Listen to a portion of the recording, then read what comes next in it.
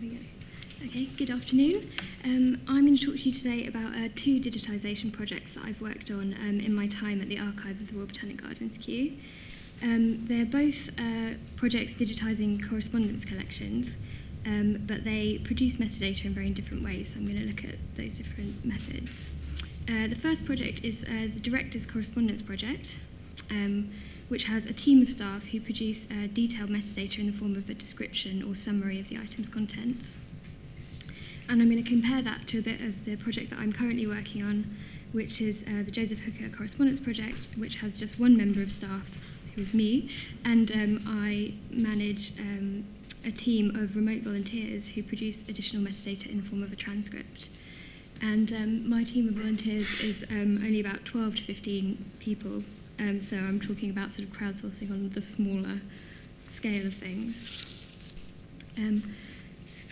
Before I go into the projects, I'm just going to give you a quick introduction to the archive of the Royal Botanic Gardens, Kew. So we're part of the Library, Art and Archive Department, and within the archive there are approximately 7 million sheets of paper, and that's mainly comprised of correspondence and notebooks of botanists and plant hunters, and also records relating to Kew's history. And that's a link where you can find out more about us if you want to come use the service. So if I move on to the projects, first the Director's Correspondence collection, which is one of the largest collections within Kew's archive. It's 218 volumes of material, and it is comprised of the incoming correspondence received by the directors and the senior staff of Kew from the 1840s to 1928.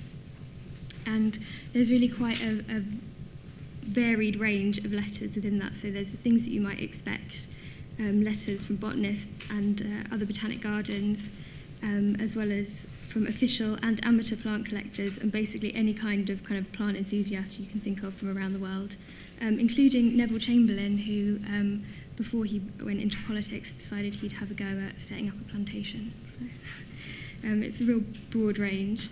And as a collection, it highlights the important role of Kew in furthering 19th and early 20th century scientific investigation, and it's the contribution that it made to the economy of the British Empire. And the digitised collection is hosted on JSTOR, plants.jstore.org. So that project has been going since 2005, and I was part of the project team for 5 years, until back in 2013 when I moved to the other project that I'm going to talk about, which is the Joseph Hooker Correspondence project. So this is very much in the model of other established projects such as the Darwin Correspondence project and the Alfred Russel Wallace Correspondence project, who are digitising the letters of the great 19th century naturalists. But few of you have probably heard of Joseph Hooker than of his contemporaries Darwin and Wallace, so I'm just going to quickly tell you who he is. He was the director of the Royal Botanic Gardens, Kew, from 1865 to 1885, which is why we have his papers in our archive, and they are one of the most consulted collections in our archive. So Joseph Hooker was really the preeminent botanist of the 19th century. He would have been much better known in his own time than he is now. I think if anyone's heard of him now, it's probably in the context of him being a great friend and confidant of Charles Darwin. But he was a great sort of scientist in his own right. He was president of the Royal Society, where he oversaw expeditions such as the HMS Challenger expedition, and he was also an explorer himself, and he collected plants on every continent, including Antarctica. So that's a very speedy introduction to Joseph Hooker, and there's loads more on our project website, which is kew.org/Joseph Hooker. So that's the content of the collections, and this is sort of how we go about digitising. And I'm not going to go through the workflow point by point, but hopefully what these diagrams side by side illustrates is that we've got very similar workflows to the project, and where they differ is how we generate the metadata. So both projects catalogue the basic metadata into their own custom Microsoft Access database, so the basic date, address, author, recipient, the basic catalogue record. And what I'm going to focus on is on the creation of more detailed metadata to help make the content more discoverable, more searchable than that basic record. So Director's Correspondence produces a summary of each letter's content. So when the team is at full strength, there's 3 project officers, and they read every letter and produce a summary, about 350 words, including all likely search terms. And then every summary is quality checked by the project manager, so it's a team of 4 staff. And for the Joseph Hooker project, you can see we decided to have this added step of creating a transcript. So in order to do that, I manage this team of volunteers who will work remotely on producing the transcripts, and I do all the quality checking of the transcripts. And we, as part of that quality checking, to get the most out of that process, we still create a summary of the letter as well. So I'm going to throw some stats at you now about the project. And I'm not trying to sort of champion one approach, staff or volunteer, over the other, and it's not really fair to do a direct comparison of productivity, because on the one hand we're looking at summarising, and on the other hand there's this added transcription, which is obviously very time consuming. So that's my disclaimer before we look at these stats.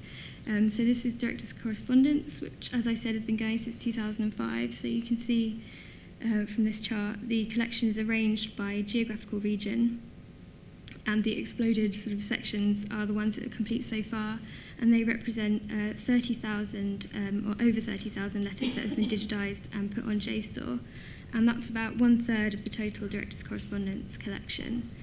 And that work has been funded by the Mellon Foundation, and the project is currently seeking further funding so they can continue on with the English letters. And if we sort of really boil these numbers down in this chart, it amounts to 3,800 letters summarised per year by the team. So if we compare that to sort of 1 year of Joseph Hooker, these are just some numbers which only relate to the volunteers' work, so the volunteers who are producing the transcripts. The imaging and the basic cataloguing in the project sort of run faster than this.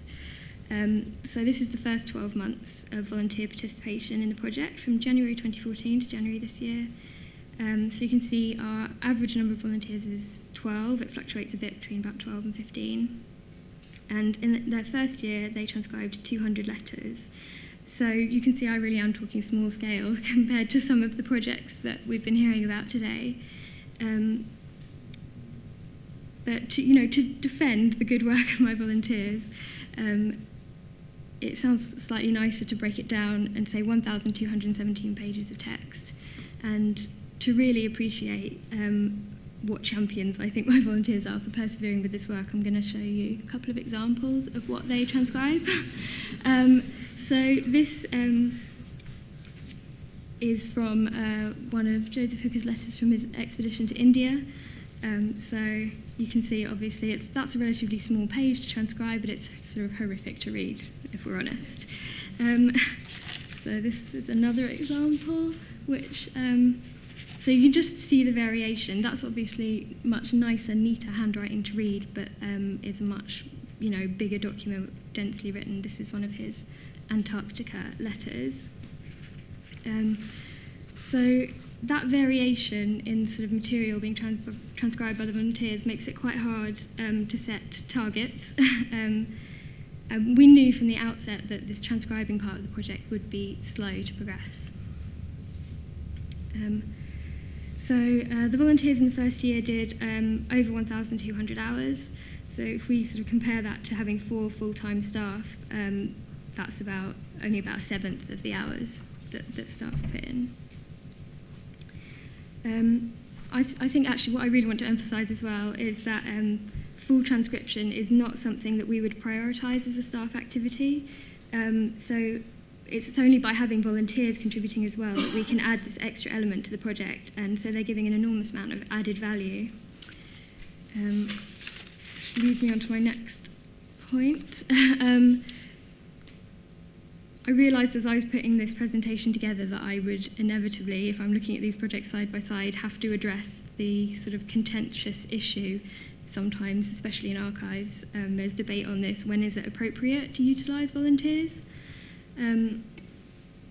So again, that point, you shouldn't be replacing staff with volunteers. They are there to sort of add value to the metadata you're creating. So I wouldn't think that the descriptive summarising that's done by the Director's Correspondence team would be a suitable task for volunteers. That's more cataloguing, but transcription obviously still requires paleography skill, as you've seen from those examples, but I think is a more reasonable task to give to volunteers. And obviously, you're working with volunteers, you still need staff to manage them. So I've kind of tried to sum that up in this point, quantity versus quality, which encompasses a lot of things, but sort of boils down to the staff time spent managing your volunteers with the return that you're getting from them. And looking at the different ways that different projects use volunteers, I think a major strand in that is the level of quality checks that you do on the metadata produced by volunteers. So I check everything that the volunteers do. I don't sort of go back to the original and check word for word. But if the volunteer has recorded something in the transcript as illegible, I'll go back to the original and check it. And like I said, we build in the summarising as part of that quality control process to try and get the most value out of it. So the trade-off is that, you know, if I were to do less quality control, then you could have a larger group of volunteers and there'd be a greater output. So that's the compromise of that. And then it will depend on your priorities whether you choose to work with volunteers.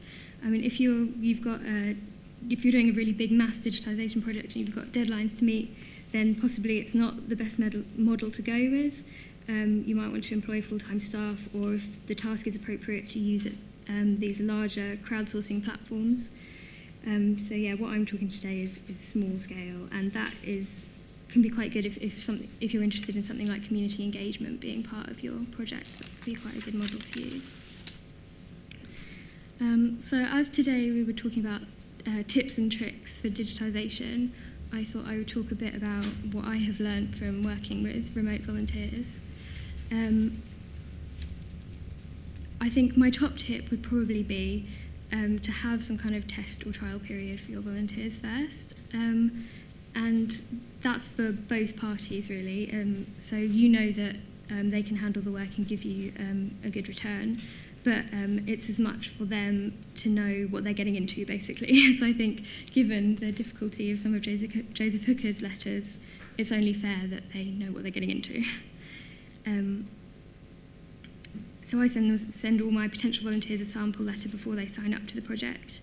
And it's been my experience that wherever I've raised concerns with a potential volunteer, they've been sort of very quick to agree with me and say, yes, I found it very hard, this isn't for me. So it's never raised any issues when I've questioned them, and no one's ever objected to having to do this sort of short trial before becoming fully involved with the project. I think it works well for both parties. So flexibility is obviously something that is going to attract people to remote volunteering if they can't do the kind of more traditional volunteering model of, you know, coming on site once a week regularly, which is great because that flexibility means you're going to attract a wider kind of range of volunteers, which is always good to be inclusive.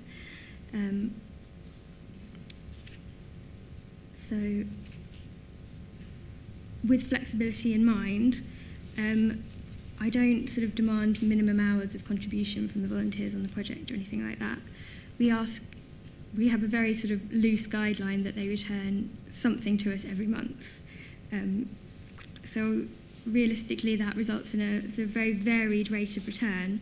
But because I want to maintain this flexibility, you know, that's something that we live with, and we want to be able to be flexible and retain the volunteers who are doing quality work, and the longer they're with the project, the faster they get at the transcribing and the better quality of material they're returning to us. So yeah, no minimum hours, but we do get the volunteers to record the time that they spend on their task. And because we are working with a quite small group, we found that it's really quite easy to keep it low tech. So the model that we use is just to email out the digital images to the volunteers, and they return the transcript by email, and they work just in Microsoft Word, which is great. It's accessible, everyone has it, it's pretty easy to use. And it means that we don't need any kind of custom-built platform for them to do their data input. And we don't even have sort of any external logins to our system or anything like that.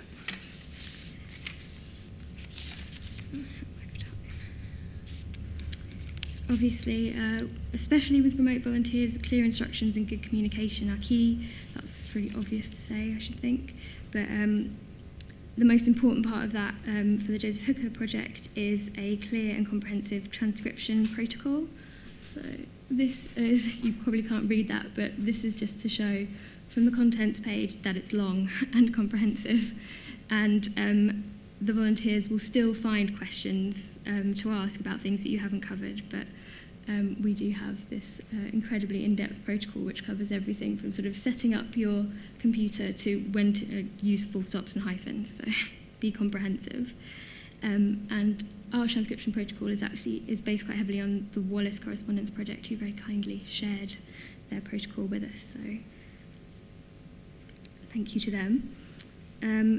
The other thing I want to particularly mention about the communication side of things is that it's been particularly important for us on the project because we've had some technical issues, and the lag between the work that the volunteer's doing being received by me and it going online has been quite long. So we've found that making sure we have really good communication channels with them has been so important, that so we make sure that they know that their work is being valued even though they can't see it immediately going online. So I want to say something quickly about a volunteering policy. At QU, there's a long history of working with volunteers, but we'd never actually had any remote volunteers before. So we did look at the volunteering policy we had that was already in place and just made sure that it had all the provisions which might specifically relate to remote volunteers. So just a couple of things to pick up on that were particularly important for us. If all your interaction with them is going to be online, then cyber behaviour is important to have outlines on that. And thinking about, will they receive all the same benefits and training as on-site volunteers? We really wanted to make sure that we didn't shortchange the volunteers who are doing so many hours for us just because they're not coming on site. So they don't need a pass, a staff pass, for example. But we still wanted to make sure that they had free access to the gardens and that kind of thing. So just making sure that you've got a policy set up for those things. I think I'm running out of time a bit, so I'll just say quickly, you might want to distill your volunteer policy into an agreement that both parties will sign up to, and then those are the sort of basic principles we have in our agreement and some places that you can look for resources if you're writing your own documentation. So cyber behaviour I emphasised a little bit earlier, and that is partly because for the Joseph Hooker project we use Facebook as a forum for our volunteers. So you might be able to read the description there. It says it's a place for the volunteers to post any questions and transcription quandaries that they come across whilst reading Joseph Hooker's letters. So this is a closed Facebook group that I set up specifically so that the volunteers could have somewhere to interact with each other, because as remote volunteers they don't otherwise get a chance for that, and as a sort of casual forum so that they can ask me questions. And I've found actually it's been a really great tool for communication with them, and I think some of them are less reluctant to ask me questions on this kind of casual forum than sending me an email, when they would often say, oh, I'm sorry to bother you with this email, but they're much happier to use in some cases. It's brilliant for me because it means I don't get the same question multiple times from multiple volunteers over email. They can look at past sort of frequently asked questions on here and hopefully get the answer they're looking for. And even better, they can answer each other's questions, so I don't have to answer them at all. Overall, it just means that, the quality of the transcripts that I'm getting has got less sort of things marked up in it as illegible and questions that I have to go back and check. And again, this is kind of our low-tech solution to doing sort of small-scale crowdsourcing, because we don't have sort of the bells and whistles of a crowdsourcing platform, which might have sort of tools where the volunteers can track their progress, and they sort of often have nice kind of gimmicky things that we'd like to have, like, you know, if you've done 50 pages of transcription, you're a master transcriber or something. But we don't have any of that, so this is our kind of low-tech way to try and keep a sense of involvement for the volunteers. So I've just got an example here of one of the queries that our volunteer put up on Facebook. I don't know if anyone of you can read that without cheating and looking at the comment at the bottom, but it's the valediction from the end of a letter, and it says, "Very truly yours, we decided in the end." So,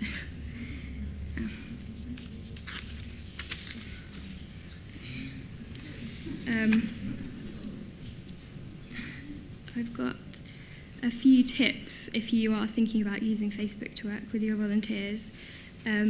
Firstly, just to say that it is really easy. I wasn't a big user of Facebook before, and I learned, you know, I picked everything up that I needed very quickly, and I decided that the best thing to do was create this closed group, so you've got membership control of the group, you are the administrator of the group, and so you can set up alerts to notify you of posts on there, and you've got control over not only the membership but the content, so if anything inappropriate were to go up on the group, you could take it down. That hasn't ever happened, but it's there in case you needed it. Well, obviously, your volunteers have to be on Facebook if they want to participate in the group. But one thing I was keen to make sure is that they could keep their sort of personal Facebook selves separate from anything they were doing with the group. So they don't have to be part of the group, you don't have to be a friend of the administrator on Facebook. I can just invite them to join the group by email, and we can do it that way and keep it separate. And obviously, with privacy in mind, you should probably set up your own work you profile on Facebook rather than using your personal Facebook. That's probably obvious as well. And one thing that I do want to say particularly is that I read all the terms and conditions of Facebook, so you don't necessarily all have to do that as well. I want to say something about their image copyright that was a bit buried in there. So you can see from the previous example that the volunteers can post images to the Facebook group, but I've asked them only to post extracts of images, never to post a full page. And that is just because, sort of buried in the terms and conditions, Facebook says that as soon as you post an image on Facebook, you've signed away all your rights to it. And they can reuse it in whatever way they like. So I'm not sure why they'd want to reuse our little clips of handwriting, but just in case, that's a precaution that we take. And I think I'm out of time, so I'm going to skip to the end and just have the obligatory slide of links of places you can go if you want to have a look at the projects, ways to get in touch with us, and I especially recommend you follow the Directors Correspondence team on Twitter because they post some really interesting stuff up there.